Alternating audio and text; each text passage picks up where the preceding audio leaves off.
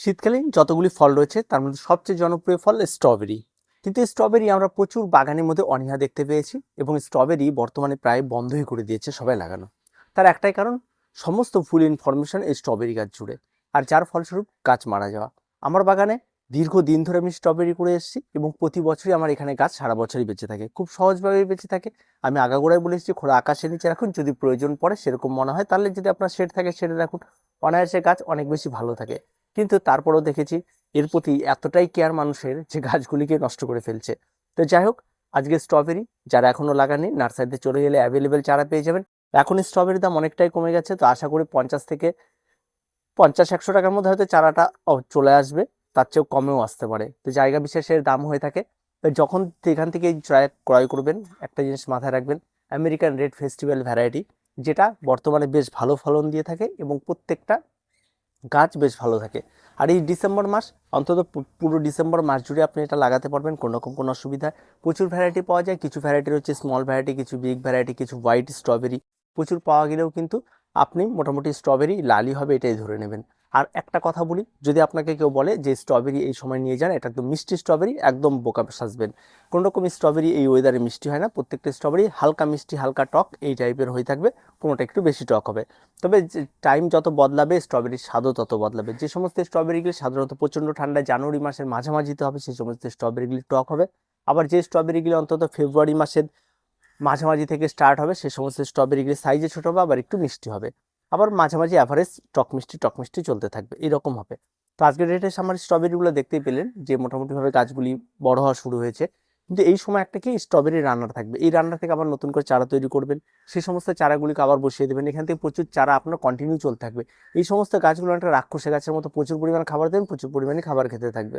কিন্তু বেশি পরিমাণ খাবার দিলে পরবর্তী দেখা যায় ফুল আসা নিয়ে একটা সমস্যা তৈরি হয়। তাই এই সময় যারা লাগাতে চান তাদের মাটির মিশ্রণটা একদম সিম্পল একটা মাটির মিশ্রণ করুন। যেমন গার্ডেন সয়েল আপনি সিজনাল ফ্লাওয়ারের জন্য করুন 50% মাটি, 40% কম্পোস্ট আর 10% বালি। এই কম্পোস্টের মধ্যে আপনি পাতা পচা দিতে পারেন, গোবর সার দিতে পারেন, ভার্মি কম্পোস্ট দিতে পারেন। তবে আমি বলবো গোবর সার সবচেয়ে বেস্ট হয়ে থাকে।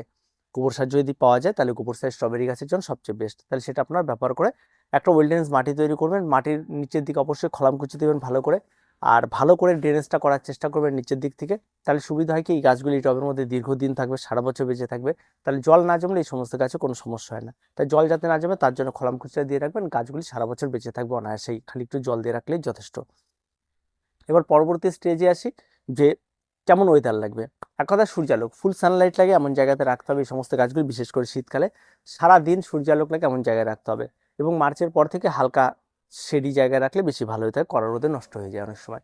তাই সবসময় এটা খেয়াল রাখবেন। অতিরিক্ত জল একদম ব্যবহার করবে না, মোটামুটি প্রতিদিন জল দেওয়ার চেষ্টা করবেন। যদি গোটা ভিজিয়ে থাকে কখনোই জল প্রয়োগ করবেন, একদম গাছে করে আঙুল ঢুকিয়ে দেখে নেবেন, যদি ভিজে রয়েছে তাহলে জল একদম প্রয়োগ করবে না। সবসময়ের জন্য আপনাদের এই পরিবেশটা দেওয়ার চেষ্টা করতে হবে। এবার ফুল সানলাইট শীতকাল যেমন থাকে, এটাকে আপনি আপনার উইন্ডোর পাশে রাখতে পারেন, যেখানে সারাদিন রোদ লাগে, আপনি বেলকনিতে রাখতে পারবেন, আপনি হ্যাঙ্গিংয়ে করতে পারবেন, যে কোনো জায়গাতে অনায়াসে আপনি করে নিতে পারবেন, কোনো রকম কোনো অসুবিধা হয়। যখন গাছগুলি আমার মতো হয়ে যাবে, আশা করি এখন কিন্তু লাগানোর সময় চলছে, কোনো রকম কোনো অসুবিধা না, আমার কাছে অনেক আগে লাগানো। যখন আমার মতো সাইজে চলে আসবে তখন রানার ছাড়া শুরু করবে। রানার থেকে আপনি মনে করলেন চারা আবার নতুন করে নিয়ে নিতে পারেন, কিন্তু ডিসেম্বর মাসের 15 তারিখ পার হয়ে গেলে রানার আর নেবেন না। সে সময় যদি রান্না নিতে থাকেন, গাছের সমস্ত খাবার গাছের সমস্ত শক্তি সব রান্নারে চলে যাবে, ফলে গাছ কিন্তু ঠ্যানঠ্যানা থেকে যাবে, খুব একটা ভালো বাড়বে না। তাই চেষ্টা করবেন রান্নারটা সেই সময় যা বেরোবে কেটে বাদ দিয়ে দেওয়ার, সে সময় রান্নার নেওয়ার কোনো প্রয়োজন নেই। এখনই 2-4টা রান্নার এই 15 দিনের মধ্যে নিয়ে চারা তৈরি করে ফেলুন। তাতে কী হবে, চারা তৈরি করে চারাগুলো রেডি হয়ে যায় 15 তারিখের মধ্যে, আপনি সেই সময় আবার নতুন নতুন বেশ কিছু চারাও পেয়ে যাবেন, সেগুলো আবার নতুন টবে লাগিয়ে ফেলতে পারবেন।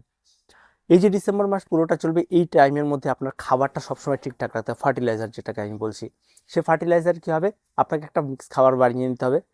আপনি সেটার মধ্যে 2 চামচ সরিষার খোল দেবেন, 1 চামচ হাড় গুঁড়ো, 1 চামচ শিংকুচি, 1 চামচ নিম খোল, আর তার সঙ্গে সঙ্গে 2 চামচ ভার্মি কম্পোস্ট। এইটা একটা মিক্স খাবার তৈরি করবেন। প্রত্যেকটা যদি আপনার 6 ইঞ্চি মাপের টব হয়ে থাকে, 6 ইঞ্চি মাপের টবে স্ট্রবেরি লাগানো সবচেয়ে বেস্ট হয়ে থাকে, 6 ইঞ্চি মাপের টব হয়ে থাকে, তাহলে অবশ্যই 2 চামচ করে ব্যবহার করবেন।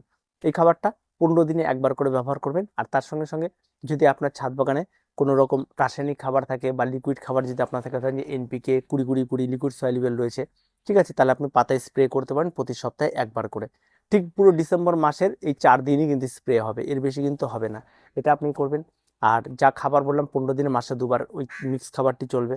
আর যদি আপনাকে মনে করেন রাসায়নিক খাবার দিতে চায়, তো রাসায়নিক খাবার, তো আমার মনে হয় রাসায়নিক খাবারে সেরকম খুব একটা বেশি না যাওয়াই ভালো, একটাতে থাকাটাই বেস্ট। আর যদি আপনার কাছে এনপিকে 20-20-20 না থাকে তাহলেও চলবে, আপনি যদি সরিষার খোল পচা জল থাকে তাহলে খোল পচা জল পাতলা করে আপনি গাছে ব্যবহার করুন। এটা প্রতি সপ্তাহে সপ্তাহে ব্যবহার করুন, তাহলে খুব ভালো কাজ করবে, কোনো রকম অসুবিধা। কিন্তু যখন জানুয়ারি মাস পড়ে যাবে তখন কিন্তু এই সমস্ত গাছগুলিতে অবশ্যই ফুল আসা স্টার্ট হয়ে যাবে। ফুল আসা স্টার্ট হওয়ার সঙ্গে সঙ্গে কিন্তু গাছের পরিচর্যা চেঞ্জ করে নিতে হবে। সেই সময় গাছের যে যেমন খাবার ছিল তার মধ্যে যে খাবারটি বললাম মিক্স খাবার সপ্তাহে 2 দিন দিচ্ছিলেন, 15 দিন পর পর ড্রাই খাবারটা, সেই খাবারটাকে 1 দিন করে দেবেন।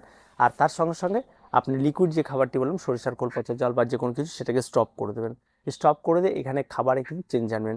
এখানে কি যদি রাসায়নিক খাবার আপনি 10-26-26 পেয়ে থাকেন তাহলে 10-26-26 তখন 15 দিনে একবার জলে গুলে নিয়ে আপনি দিতে পারেন, তাহলে আপনি সর্বোচ্চ ফলন পাবেন। আর তেমন কোনো রকম কোনো ঝামেলা নেই গাছগুলিতে। আর এখন সার আশা করি রাসায়নিক সার জৈব সার সব অ্যাভেলেবেল রয়েছে।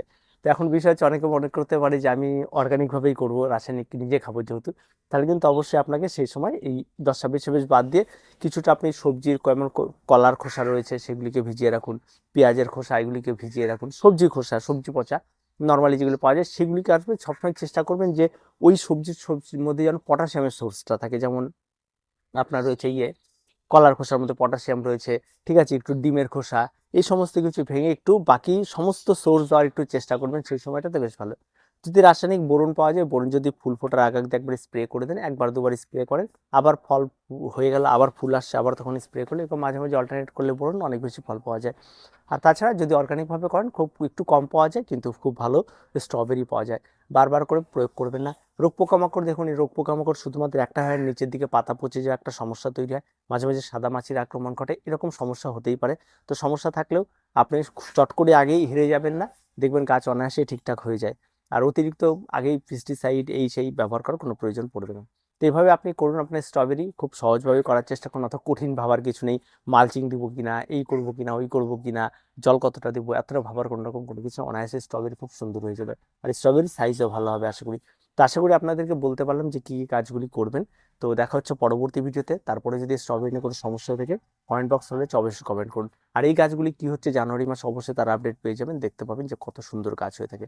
তো দেখা হচ্ছে পরবর্তী ভিডিওতে। প্রত্যেকে ভালো থাকবেন, প্রত্যেকে সুস্থ থাকবেন, চ্যানেলটিকে অবশ্যই অবশ্যই সাবস্ক্রাইব করে রাখবেন।